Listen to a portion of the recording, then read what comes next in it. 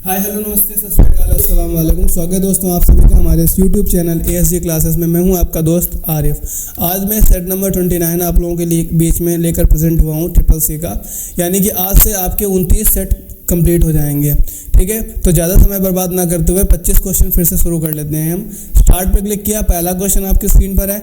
भारत में digital India अभियान किस वर्ष शुरू किया गया था? भारत में डिजिटल इंडिया अभियान किस वर्ष शुरू किया गया था? पहला ऑप्शन है 2012, दूसरा है 2014, 2015 या 2016। तो 2012 तो पॉसिबल ही नहीं है, क्योंकि डिजिटल इंडिया अभियान जो है मोदी जी के आने के बाद आया था और मोदी जी प्रधानमंत्री बने थे 2014 के बाद। ठीक है, 2014 में, तो 2014 12 गलत है। आते ही तो हुआ ये आपका, आते ही उन्होंने डिजिटल इंडिया का प्रारंभ किया था, इसलिए इसका 2014 जो ऑप्शन है वो सही हो गया। क्वेश्चन नंबर दूसरा है, डिजी शक्ति पोर्टल का उद्देश्य क्या है? पेंशन योजना लागू करना, किसान क्रेडिट कार्ड जारी करना, डिजिटल पेमेंट्स को बढ़ावा देना, विद्यार्थियों को मुफ्त गैजेट देना। तो मैंने पहले में क्लिक किया, गलत है। किसान क्रेडिट कार्ड जारी करना गलत है। डिजिटल पेमेंट्स को बढ़ावा देना गलत है। विद्यार्थियों को मुफ्त गैजेट देना, डिजी शक्ति। ठीक है। क्वेश्चन नंबर 3 है, भारत सरकार द्वारा लॉन्च किया गया उमंग ऐप किसके लिए है? भारत सरकार द्वारा लॉन्च किया गया उमंग ऐप किसके लिए है? पहला ऑप्शन है वीडियो स्ट्रीमिंग, दूसरा है सरकारी सेवाओं की एक्सेस, तीसरा है शॉपिंग और लास्ट है गेम खेलने के लिए। तो मैंने पहले में क्लिक किया, गलत है।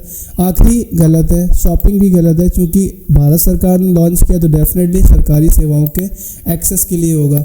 क्वेश्चन नंबर 4 है, कौन सी योजना ऑनलाइन शिक्षा से संबंधित है? PM किसान, आयुष्मान भारत, आयुष्मान स्वयं और PMJDY।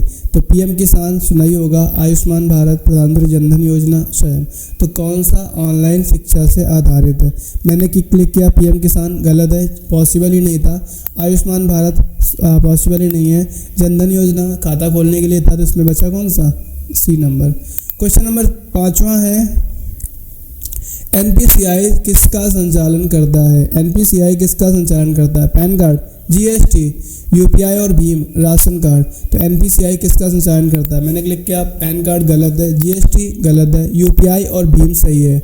क्वेश्चन नंबर 6वां है, डिजी लॉकर में क्या सेव किया जा सकता है? डिजी लॉकर का यूज़ तो आपको पता ही होगा कि इसमें CCC का भी फॉर्म भरना है। डिजी लॉकर जो यूपी में स्मार्टफोन योजना चल रही थी, उसको भी आपको वेरीफाई करना होता था, आपके आधार का EKYC करना होता था, वो भी DigiLocker. It means DigiLocker is compulsory for everyone. DigiLocker सबके लिए कंपलसरी हो गया।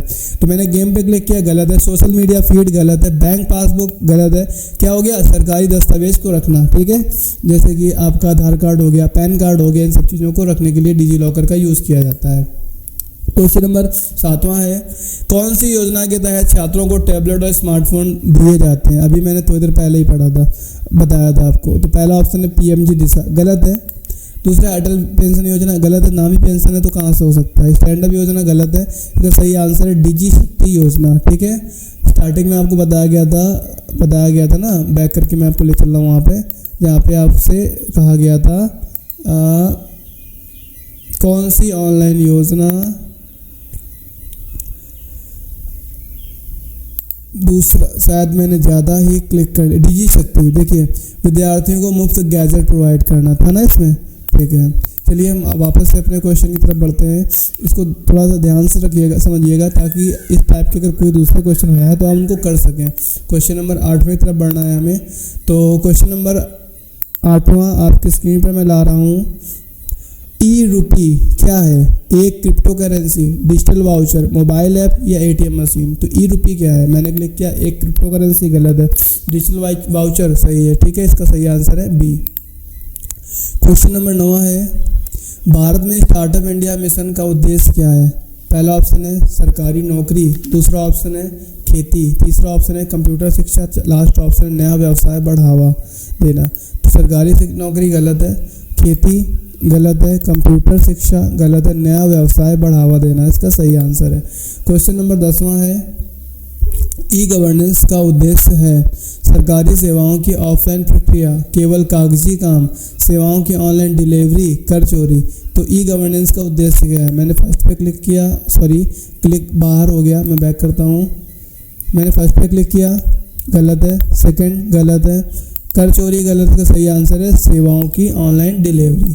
क्वेश्चन नंबर 11 है, कौन सी योजना डिजिटल साक्षरता बढ़ाने के लिए है? पीएमजी दिशा, PMKVY, PMAY, PMJDY.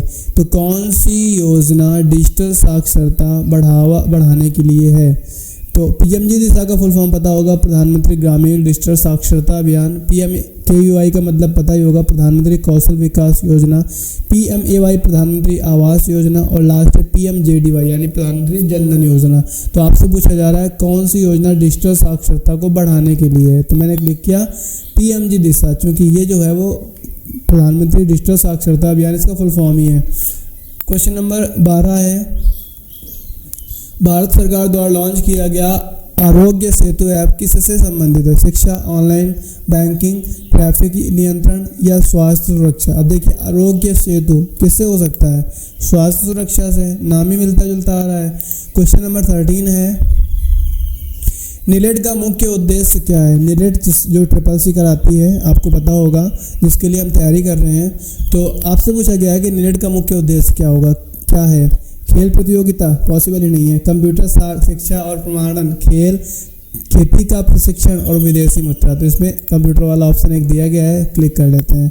Question number 14 है, भारत सरकार की मेक इन इंडिया योजना किससे संबंधित है? विदेश यात्रा, शिक्षा, निर्माण क्षेत्र को बढ़ावा, फिल्म निर्माण।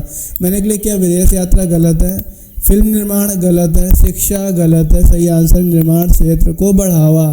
ठीक है। क्वेश्चन नंबर 14 नहीं है, 15 है, यूपीआई किसके अंतर्गत आता है?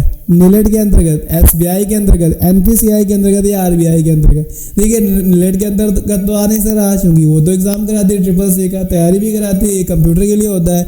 एसबीआई के अंदर भी नहीं आएगा, आरबीआई के अंतर्गत भी नहीं आता, ये आता है एनपीसीआई के अंतर्गत। ठीक है। क्वेश्चन नंबर 16 है, कौन सी स्वास्थ्य संस्था भारत में डिजिटल भुगतान की निगरानी करती है? उदय, आरबीआई, नीति आयोग और एनपीसीआई। तो इसका सही आंसर है एनपीसीआई। क्वेश्चन नंबर 17 है, डिजिटल इंडिया का नारा क्या है? सबका साथ सबका विकास, make in India, power of empower, जय जवान जय किसान। अब डिजिटल इंडिया का नारा क्या हो सकता है बताइए आप? सबका साथ सबका विकास पॉसिबल नहीं है, मेक इन इंडिया पॉसिबल ही नहीं है। डिजिटल की बात ही होगी ना, डिजिटल जिसको हम छू ना सकें। जय जवान जय किसान पॉसिबल ही नहीं है, तो बचा क्या? Power to empower. Question number 18 है, भारत सरकार का मेरी पहचान प्लेटफॉर्म किसके लिए? नौकरी, एकल sign, single sign on, marksheet, सस्ती दवा। तो क्लिक कर लेंगे अभी में। ठीक है। क्वेश्चन नंबर 19 है, ओएनडीसी का उद्देश्य क्या है? ओएनडीसी का उद्देश्य क्या है? पहला ऑप्शन डिजिटल शिक्षा, दूसरा हेल्थ केयर, तीसरा इनकम टैक्स और लास्ट ई कॉमर्स को ओपन नेटवर्क में बदलना। मैंने क्लिक किया ई कॉमर्स को ओपन नेटवर्क में बदलना। क्वेश्चन नंबर 20 आपके स्क्रीन पर आ रहा है, आधार इनेबल्ड पेमेंट सिस्टम यानी कि एईपीएस में क्या जरूरी है? आधार और fingerprint, pan card, debit card, mobile number. 110% आधार और फिंगरप्रिंट, क्योंकि आधार इनेबल्ड पेमेंट सिस्टम, आधार के माध्यम से अगर आप पेमेंट उठाना चाहते हैं तो आपको आधार कार्ड के साथ साथ फिंगर लगाना होता है। क्वेश्चन नंबर 21 है, जय ट्रिनिटी में एम का मतलब क्या है? जैम। तो जैम जो लिखा हुआ है इसमें एम का मतलब आपसे पूछा जा रहा है। पहला ऑप्शन है मनी, मेंबर, मोबाइल या एमएसएमई। तो मैं क्लिक करता हूँ मनी पे, गलत है। मेंबर गलत है, एमएसएमई गलत है, तो सही आंसर है मोबाइल। क्वेश्चन नंबर 22 है, फास्टैग किससे संबंधित है? फास्टैग किससे संबंधित है? Toll payment, income tax filing, train booking, health scheme. तो फास्टैग किससे संबंधित है? पहले ही ऑप्शन पे क्लिक कर लेते हैं, टोल। बच्चा जानता है आज का, तो इसको इसमें ऑप्शन को खींचने की नीड नहीं है। क्वेश्चन नंबर 23 है, आभा आईडी किसके लिए उपयोग की जाती है? शिक्षा पहचान, बायोमेट्रिक, ट्रेन रिजर्वेशन या स्वास्थ्य पहचान। मैंने क्लिक किया शिक्षा पहचान, गलत है, स्वास्थ्य पहचान इसका सही आंसर है। क्वेश्चन नंबर 24 है, डिजिटल लॉकर में दस्तावेज किस रूप में रहते हैं? हार्ड कॉपी के रूप में, डिजिटल प्रमाणित कॉपी, पासबुक या किताब। देखिए हार्ड कॉपी के रूप में कैसे रहेंगे? कोई बक्सा तो है नहीं कि उसमें आप डाल दो, तो पहला तो गलत हो गया। ठीक है। बुक्स गलत है, पासबुक भी गलत, इसका सही आंसर होगा डिजिटल प्रमाणित कॉपी। लास्ट क्वेश्चन आज के दिन का, इसके बाद आप लोगों का शुक्रिया करूंगा। साथ ही साथ वीडियो को लाइक जरूर कर लें यार, आप लोग लाइक ही नहीं करते। किस योजना के अंतर्गत डिजिटल ग्राम बनाए जा रहे हैं? Startup India, MJDY, Bharat net, digital India. देखिए प्रधानमंत्री जनधन योजना पॉसिबल नहीं है, गलत हो गया। भारत नेट ये आपका सही आंसर इसका हो गया भारत नेट। डिजिटल इंडिया गलत है और स्टार्टअप इंडिया भी गलत है। तो आज के दिन के सारे क्वेश्चन एंड होते हैं। मिलते हैं दोस्तों अगली क्लास में फिर से। आप तब तक अपना ख्याल रखें। Thank you.